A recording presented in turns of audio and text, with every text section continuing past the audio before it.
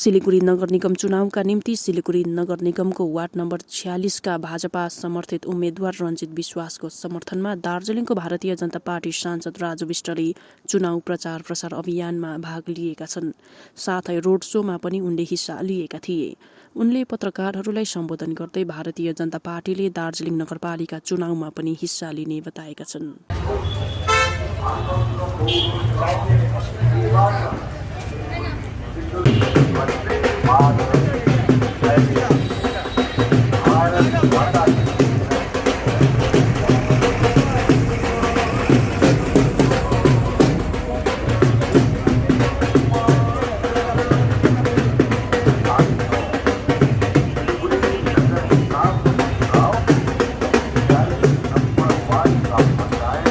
राजू जी, इस प्रचार पे आपको क्या इशारा मिल रहा है 46 नंबर वार्ड में? देखिए, सिलीगुड़ी में सारे वार्ड एक जैसी समस्या है और सब देखने के बाद अभी मुझे एक बात ये पता लग गया है कि सिलीगुड़ी की सबसे प्रमुख दो समस्या है, एक सीपीएम, दूसरी टीएमसी, और दोनों समस्याओं को 50 साल तक हम झेल चुके हैं। अब जनता और बर्दाश्त इन दोनों को नहीं कर सकती। स्पष्ट है, बीजेपी की कॉरपोरेशन बन रही है और भारी मतों के साथ हमारे 46 नंबर के कैंडिडेट रंजीत दा जीत रहे, ये बात स्पष्ट है।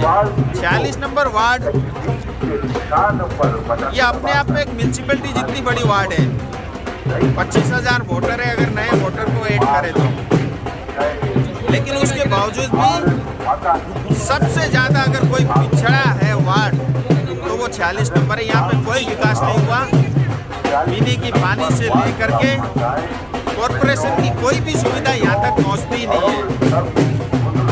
और 46 नंबर वार्ड को हमेशा से जो है सीपीएम के समय में भी और अभी 6 महीने से टीएमसी जब से कॉरपोरेशन में रही, दोनों ने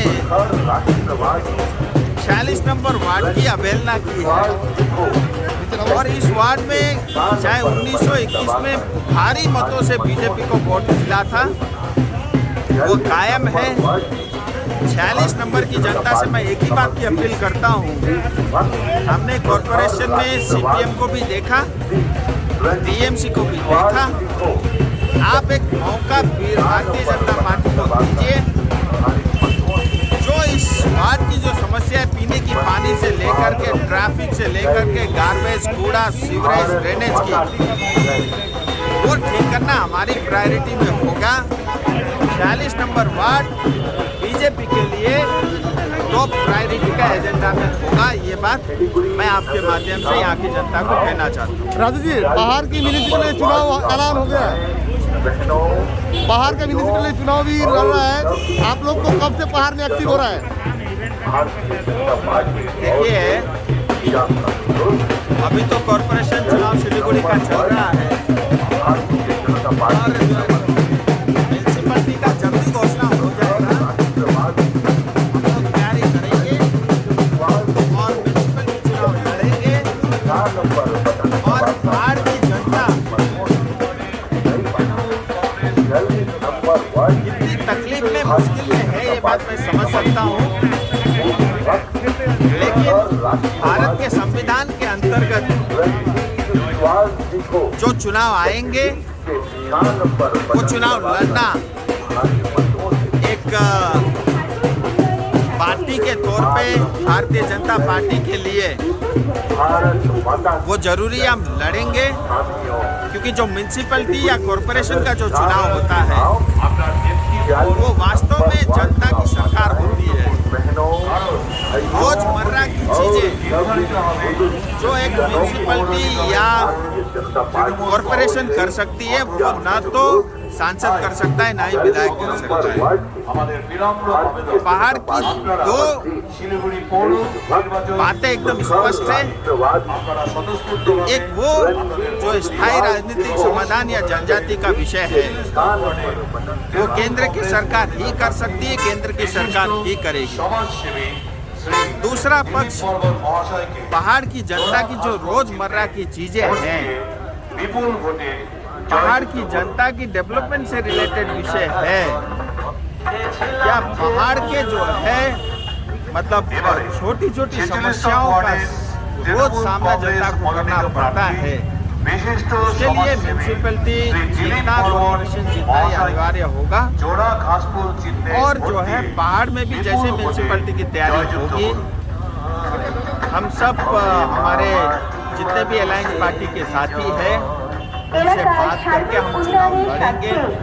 चुनाव आते हैं जाते हैं, लेकिन भारतीय जनता पार्टी का ये मानना है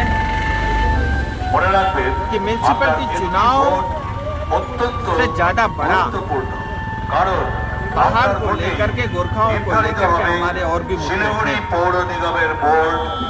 और जो हमारा अलायंस हुआ है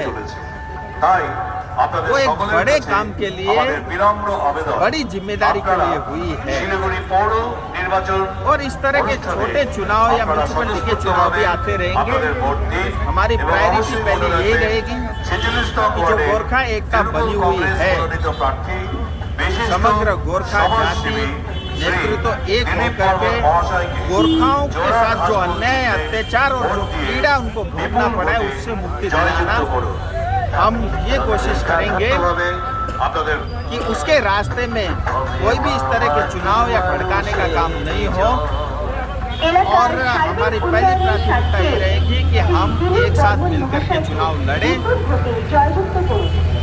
और जो जनता का जो विश्वास है जो आज तक बना हुआ है वो कायम रखने की हम कोशिश करेंगे।